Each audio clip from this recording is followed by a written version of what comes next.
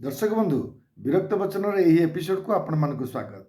बहु प्रतीक्षा बहु विचार विमर्श एवं घमासान आलोचना पर सर्वशेष आम राज्यर अत्यंत लोकप्रिय दल कहुवा विजु जनता दलर मंग धरने को जाइछंती सुजाता कार्तिकेयन बा सुजाता राउत।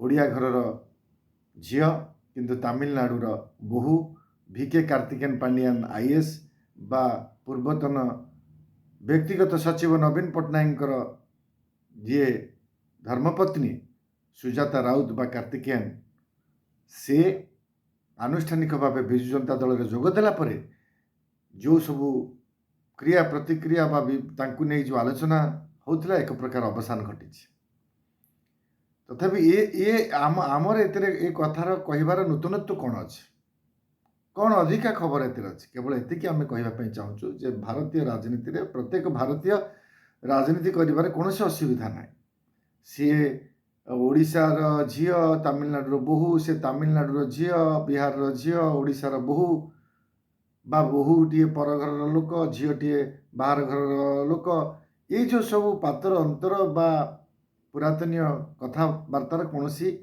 मूल्य रखेनी शिक्षित समाज रे। तेणु सुजाता कार्तिकेयन पूर्वतन आईएएस अधिकारी 2000 बैचर से जदि राजनीति जोग देइछन्ति एथिरे कौनसी असुविधा नाही किंतु प्रश्न प्रसंग हेउछि जे जो कल्पना प्रकाश पाउथला जो आशंका आशा आशंका ये सब चलीथिला बहु वर्ष धरिकी जेतेबेल ठारू माने प्यारीमोहन महापात्र मिडनाइट ऑपरेशन कले एवं भिके पांडियान अत्यधिक क्षमताशाली हेले सेतेबेलठू आमे सांबादिकता जगत रे जो सब विभिन्न वरिष्ठ आईएएस अधिकारी मान सहित चर्चा करू आलोचना करू जे कौन प्रकृत में कार्तिकेयन पांडियान राजनैतिक इच्छाशक्ति किसी अच्छी सी राजनैतिक व्यक्तिविशेष निर्देश नवा परिवर्ते अनेक कार्य को निज मुंड को लेकिन राजनैतिक परिचालना को कहीं गुरुत्व दौरान आम ए प्रश्न तांकर ब्याज बा तांकर उपर ब्याज कौन किसी आईएएस अफिसर सहित बारंबार आलोचना करूँ दीर्घ 12 मसीहा ठारू कि समस्त गोटे उत्तर थिला सी राजनैतिक परिचालना कर सत कि राजनैतिक उद्देश्य किसी नथिला। तेबे ये कहवाई आम ये स्पष्ट भाव चाहूँ किंतु ये कथा को कोट ना कोठी गणमाध्यम सामाजिक गणमाध्यम एवं मेन स्ट्रीम गणमाध्यम बारंबार सूचना देते माने विभिन्न मत मंतव्य बहु सांबादिक माने आशा करते बा से कथा पूर्वानुमान करते जे भिके पांडियान ही प्रकृत में विजु जनता दलर माने प्राण केन्द्र बा कहले अत्युक्ति हम ना जदि बा नवीन पट्टनायक लोकों किंतु भीतर रिमोट रोला भिके पांडियान हाथ में परवर्ती समय से कथा अनेक क्षुब्ध हो जाती आपण भिके पांडियान कथा ना कहीं नौ आप सुजाता कार्तिकेयन का ना ना नहीं आम से मानक विनम्रतार सहित आज उत्तर देवाई चाहूँ राजनीति रे आपण जहाँ लुचि छुपी करुँच कोट ना कोटी किए देखुची एवं ताहाकू सांबादिक माने प्रकाश करुँच आपण भिके कार्तिकेयन पांडियान जेते बळे चाकरी छाड़िले ता पूर्वर मध्य से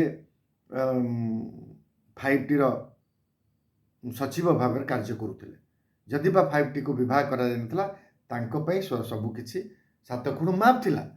आपण लक्ष्य करेंगे से जिते 5T सचिव पदर पुणी अवसर माने चाकरी छाड़िले सांगे सांगे 2 दिन 3 दिन भितर माने अवसर वॉलंटरी रिटायरमेंट फाइनल हो गला अति सहज फाइनल हो गला। भारतीय जनता पार्टी सहित जोगसूत्र अत्यंत सदृढ़ रही उच्च स्तर में जहाँ आम राज्य राजनीति विजु जनता दल अन्य नेता तुलन में सी सीधा सड़क भाव में भारतीय जनता पार्टी जातीय तुंग नेता मान सहित कथा हबार शक्ति और साहस सामर्थ्य रखी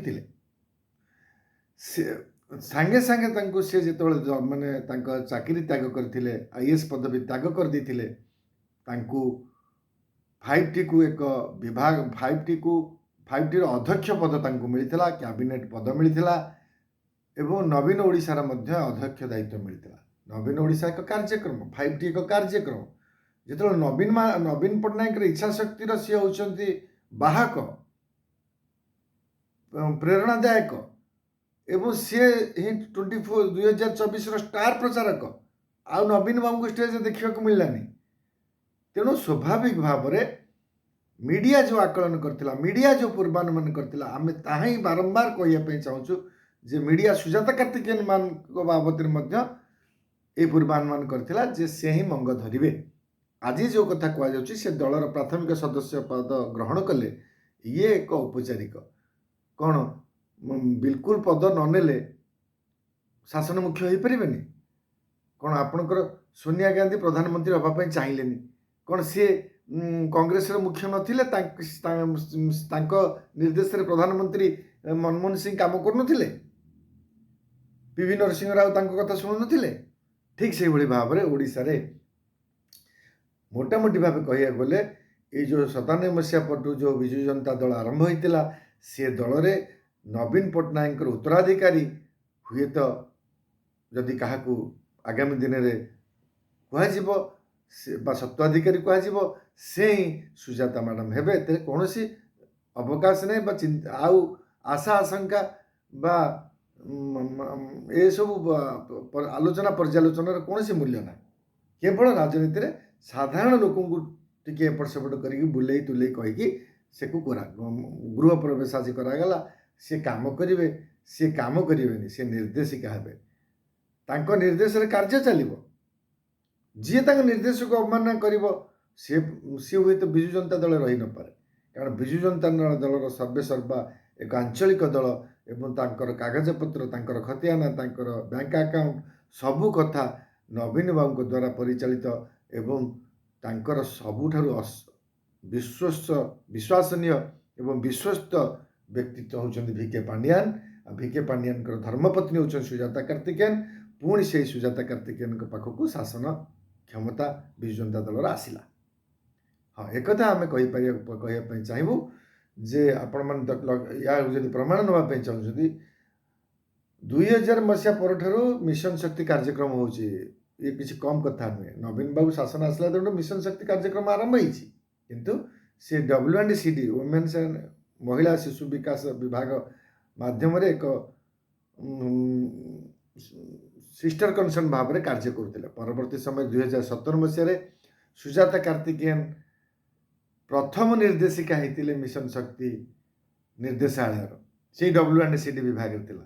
ପୁଣି 2021 ମସିହା ପର୍ଯ୍ୟନ୍ତ ମଧ୍ୟ ସେ ଥିଲେ। 2021ରେ ସେ ସଚିବ ହେଲେ, ପ୍ରମୋସନ ପାଇଲେ, ସେଠି ସଚିବ ହେଲେ ଏବଂ ମିଶନ ଶକ୍ତିକୁ ଏକ ବିଭାଗ କରିଦିଆଗଲା। ତାହେଲେ ଚିନ୍ତା କରନ୍ତୁ, ନବୀନ ବାବୁଙ୍କୁ ସାରା ବିଜୁ ଜନତା ଦଳ ନବୀନ ବାବୁଙ୍କର ଯଦି କାହା ଉପରେ ଆସ୍ଥା ବିଶ୍ୱାସ ରହିଛି, ସିଏ ହେଉଛନ୍ତି ଭିକେ କାର୍ତ୍ତିକେୟନ ପାଣ୍ଡିଆନ। ସୁଜାତା କାର୍ତ୍ତିକେୟନ ହେଉଛନ୍ତି ତାଙ୍କର ଉତ୍ତରାଧିକାରୀ, ଉତ୍ତରାଧିକାରୀଙ୍କର ଉତ୍ତରାଧିକାରୀ ହେଉଛନ୍ତି ଭିକେ କାର୍ତ୍ତିକେୟନ ପାଣ୍ଡିଆନ, ଦ୍ୱିତୀୟ ଉତ୍ତରାଧିକାରୀ ହେଉଛନ୍ତି ସୁଜାତା କାର୍ତ୍ତିକେୟନ। ଏକଥା ସ୍ପଷ୍ଟ ହେଇଗଲା। ହଁ, ଆଗାମୀ ଦିନରେ କ'ଣ ବିଜୁ ଜନତା ଦଳର ରାଜନୈତିକ ସ୍ଥିତି ସଦୃଢ଼ ହେବ ନା ଦୁର୍ବଳ ହେବ? ଦର୍ଶକ ବନ୍ଧୁ, ବିଜୁ ଜନତା ଦଳ କେବେ ବି ପଶ୍ଚିମବଙ୍ଗ ଭଳିଆ ମମତା ବାନାର୍ଜୀ ଏବଂ ଭାରତୀୟ ଜନତା ପାର୍ଟି ଭଳିଆ ତୁତୁ ମେମେ ବା ସିଧାସଳଖ ରାଜା ରାସ୍ତାକୁ ଆସିକି ମାନେ ପ୍ରସଙ୍ଗ ଭିତ୍ତିକ ବଡ଼ ବଡ଼ ପ୍ରସଙ୍ଗକୁ ନେଇକି କେବେ ବି ସଂଘର୍ଷ କରିବେ ନାହିଁ। କାହିଁକି ନା ଯେମିତି ପ୍ରତିଦିନ ଗୋଟିକ ପରେ ଗୋଟିଏ ଗିରଫଦାରୀ ଚାଲିଛି ଏବଂ ମମତାଙ୍କ ଦଳକୁ ଖିନଭିନ କରିଦିଆଯାଇଛି, ଆଗାମୀ ଦିନରେ ଯେଉଁ 24 ବର୍ଷ ଧରିକି ଯେଉଁମାନଙ୍କ ପାଖରେ କିଛି ଆୟ ଥିଲା ବା ଆଜି ବିଜୁ ଜନତା ଦଳର ଯେଉଁ ଆୟ ବଢ଼ିଛି, ଯେମିତି ସେଠି ତାଙ୍କର ତାଲା ପଡ଼ିଗଲା, ସବୁ ଆକାଉଣ୍ଟ ସବୁ ଫ୍ରିଜ୍ ହେଇଗଲା। ବିଜୁ ଜନତା ଦଳର ଆକାଉଣ୍ଟ ଫ୍ରିଜ୍ କରିବା ପାଇଁ କେନ୍ଦ୍ରର ଯେଉଁ ମହାଶକ୍ତି ରହିଛି ଆମ ସଂଘୀୟ ରାଷ୍ଟ୍ରରେ, ସେ କଥା କିଛି ବଡ଼ କଥା ନୁହେଁ। ED CBI ସବୁ ହାତ ବାରିସିରେ।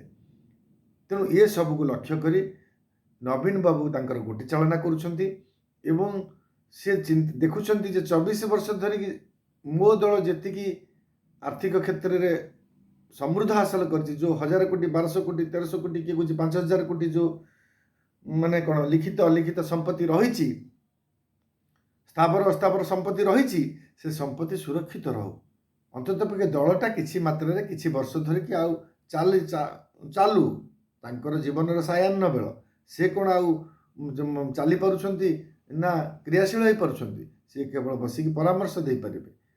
ସେ ଯେ ପ୍ରତ୍ୟକ୍ଷ ରାଜନୀତିରେ ଆସିକି ମାନେ ଘମାସାନ ଭାବରେ ଦୌଡ଼ିବା, ଲୋକଙ୍କ ସାଙ୍ଗରେ ଇଏ କରିବା, ସେସବୁ ଯାହା ଧୀର ସ୍ଥିର କଥାବାର୍ତ୍ତା କରିବେ, ଆଲୋଚନା କରିବେ, ନିଷ୍ପତ୍ତି ନେବେ। କିନ୍ତୁ ଅସଲ ଚାବି ରହିବ ଭିକେ କାର୍ତ୍ତିକେୟନଙ୍କ ପାଖରେ ପରୋକ୍ଷରେ, ଏବଂ ସୁଜାତା ମ୍ୟାଡ଼ାମ ଆସିଲେ ଆମ ଓଡ଼ିଆ ଘରର ଝିଅ ହିସାବରେ ସେ ହିଁ ଧରିବେ। ଅତୀତର ଇତିହାସ କହୁଛି ନବୀନ ବାବୁ ତାଙ୍କ ପ୍ରତି ଯେଉଁ ଆସ୍ଥା ପ୍ରକଟ କରିଥିଲେ ଭିକେଙ୍କ ପ୍ରତି, ଏବେ ବି ଭିକେଙ୍କ ପ୍ରତି ରହିଛି। ଲୋକ ତାଙ୍କର ଜିଦ୍, ମଣିଷ ତାଙ୍କର ଜିଦ୍ରେ କେମିତି ତଳିତଳାନ୍ତ ହୁଏ ଏବଂ ସେ ଜିଦ୍ରୁ ଶେଷ ପର୍ଯ୍ୟନ୍ତ ଗୁଣ ସହଜରେ ମରଣାତ୍ କାଳେ ଯେଉଁ ଯାଏ ବୋଲି ଯେଉଁ କଥା ରହିଛି, ଏ କଥାକୁ କେହି ଖରାପ ମାନେ ଉଦ୍ଦେଶ୍ୟରେ ନେବେ ନାହିଁ। ଆମେ ସେ କଥା ସମ୍ମାନର ସହିତ କହିବା ପାଇଁ ଚାହୁଁଛୁ ଯେ ଯେଉଁ ଭିକେଙ୍କୁ ସାରା ଓଡ଼ିଶା ପଦାଘାତ କଲା ଯେ ନାଇଁ ସେ ଆମେ ନବୀନ ବାବୁଙ୍କୁ ଭଲ ପାଉ, ସେ କ'ଣ ଆସି ମଞ୍ଚରେ ପୁରୋଧା ହେଉଛନ୍ତି। ପ୍ରକାରାନ୍ତରେ ନବୀନ ବାବୁ ଏବେ ବି ସେ ପ୍ରେମ ଅତୁଟ ରଖିଛନ୍ତି। ସେ ଯେଉଁ ଅକୁହା ସମ୍ପର୍କ, ଲୁଚାଛପା ସମ୍ପର୍କ ଏବେ ବି ସ୍ପଷ୍ଟ ରହିଛି। ଏବଂ ସେମାନେ ଆଗାମୀ ଦିନରେ ଯେଉଁ 50ଟି ବା ବର୍ତ୍ତମାନ ଯେଉଁ ଦଳ ତ୍ୟାଗ କରି ମାନେ ଯେଉଁମାନେ ସସ୍ପେଣ୍ଡ ହେଇଛନ୍ତି, ଯେ ସେମାନେ ଆଗାମୀ ଦିନରେ ଦଳ ତ୍ୟାଗ କରନ୍ତି। ଆଉ ଯେଉଁ 30-40 ବିଧାୟକ ଯିଏ ବି ରହିବେ, ଆଗାମୀ ଦିନରେ ଗୋଟିଏ ମାନେ ଏଇ ଯେଉଁ ମାନେ କ'ଣ ବିଭିନ୍ନ ଉନ୍ନୟନମୂଳକ ଯୋଜନାରେ ଲୋକଙ୍କର ଅଭାବ ଅସୁବିଧା, ଏଇସବୁ କଥାକୁ ପ୍ରସଙ୍ଗ କରି ତାଙ୍କ ରାଜନୈତିକ କାର୍ଯ୍ୟକ୍ରମ ଅବ୍ୟାହତ ରଖିବେ। ବଡ଼ ଧରଣର ଆନ୍ଦୋଳନ ବା ବଡ଼ ଧରଣର ଅସୁବିଧା ବିଜୁ ଜନତା ଦଳକୁ ମାନେ ଭାରତୀୟ ଜନତା ପାର୍ଟିକି କିଭଳି ଆସୁ ବା ସିଏ ସାଧାରଣରେ ନିନ୍ଦିତ ହୁଅନ୍ତୁ, ଏ କଥା କରେଇବେ ନାହିଁ। ଶାଶୁ ବୋହୂ କଳି ଲଗେଇଲା ଭଳିଆ ମାନେ ଲୁଗା ନାହିଁ ବା ମାନେ ଝିଅ ଯେମିତି ସାବିତ୍ରୀ ଭାର ନଗଲେ ଯେମିତି ଅଭିମାନ କରେ, ଝିଅକୁ ଭାର ଦେଇ ସମ୍ପତ୍ତି ଲୁଟି ନିଏ ଭାଇ, ସେଇଭଳି ଭାବରେ ବିଜୁ ଜନତା ଦଳ ରାଜନୀତି କାର୍ଯ୍ୟକ୍ରମ କରିବେ ଆଗାମୀ ଦିନରେ। ଏବଂ ସେ କଥା ମଧ୍ୟ ଲୋକମାନେ ବୁଝିପାରିଲେଣି ଏବଂ ଜାଣିଛନ୍ତି ଯେ ହଁ, ଏ ଛୋଟ ମୋଟ କଳିକି ଗୁରୁତ୍ୱ ଦେଉଛନ୍ତି। କାହିଁକିନା ଅଧିକାଂଶ ଏବେ ବି ଦାରିଦ୍ର୍ୟ ସୀମାରେଖା ତଳେ ରହିଛନ୍ତି, ଏବେ ବି ନେତାମାନଙ୍କର ହାତ ଟେକାକୁ ଅପେକ୍ଷା କରୁଛନ୍ତି। ତେଣୁ ଏସବୁ କଥା ଚାଲିବ। ହୁଏତ ନିର୍ବାଚନ ସମୟରେ ପୁଣି ସମଝୋତା ହେବ ଏବଂ ଅଧା ହେଇପାରେ, ପୁଣି ନହେଲେ 60 ଭାରତୀୟ ଜନତା ପାର୍ଟି 40 ଭାଗ ବିଜୁ ଜନତା ଦଳ ନେଇପାରନ୍ତି ଏବଂ ଯେଉଁମାନେ ବିଧାୟକ ଅଛନ୍ତି ସେମାନଙ୍କ ଭବିଷ୍ୟତ ଉଜ୍ଜଳ ହେଇପାରେ। ତେଣୁ ସ୍ୱାଭାବିକ ଢଙ୍ଗରେ ଯେଉଁମାନେ ବରିଷ୍ଠ ଅଛନ୍ତି, ଯେଉଁମାନେ ସୁଜାତା କାର୍ତ୍ତିକେୟନଙ୍କ ନିର୍ଦ୍ଦେଶକୁ ବା ପରୋକ୍ଷରେ ଭିକେଙ୍କ ନିର୍ଦ୍ଦେଶକୁ ସହିବା ପାଇଁ ରାଜି ନାହାନ୍ତି, ସେମାନେ ଦଳ ଛାଡ଼ିବେ। ଏବଂ ସେମାନେ ଜାଣିଛନ୍ତି ପ୍ରକାରାନ୍ତରେ ଭାରତୀୟ ଜନତା ପାର୍ଟି ହିଁ ଆଗାମୀ ଦିନରେ ଆଉ କିଛି ବର୍ଷ ଶାସନ କରିବେ।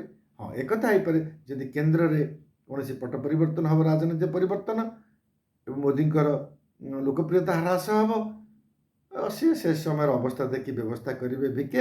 କାହିଁକିନା ସେତେବେଳକୁ ନବୀନ ଧୀରେ ଧୀରେ ଶିଥିଳ ହେବେ ଏବଂ ସିଏ ଏତେ ଆଉ କ'ଣ କ୍ରିୟାଶୀଳ ରାଜନୀତି ନବୀନ ବାବୁ କରିବା କ'ଣ ଆପଣମାନେ ଭାବୁଛନ୍ତି ସମ୍ଭବ? ଯେଉଁମାନେ ୟାକୁ ଯଦି ପ୍ରତିବାଦ କରିବା ପାଇଁ ଚାହୁଁଛନ୍ତି, ଆମେ ତାଙ୍କୁ ଆମେ ସେ କଥା ସ୍ପଷ୍ଟ କରିବା ପାଇଁ ଚାହୁଁଛୁ ଯେ ଉଦ୍ଦେଶ୍ୟ ତା ନୁହେଁ, କିନ୍ତୁ ମଣିଷର ଗୋଟେ ବୟସ ଅଛି।